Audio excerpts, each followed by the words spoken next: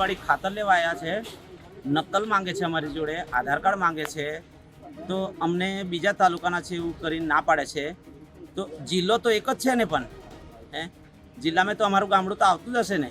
હે તો આ લોકો એવો કયો નિયમ છે કે અમને ના પાડે? ગમે ત્યાંથી લઈ શકો ખાતર, તો ખાતર તો કોઈ બી જગ્યાએ મળી શકે. તો આ લોકો ના પાડે છે કે બીજા તાલુકાવાળાને ખાતર નહીં મળે. હવે અમારી એ જ માંગ છે કે હવે ખાતર ના મળે તો ખેડૂત બચારો જાય કઈ? અને હમણાં તો હવે તૈયારી ચાલે છે ખેતીવાડીની, બરાબર, અને ખાતર વગર તો કંઈ પાકતું નથી, બરાબર. તો એટલે ખાતર તો આ લોકો તો ના ચોખ્ખી જ ના પાડી દે, તમારા તાલુકામાંથી લઈ લો.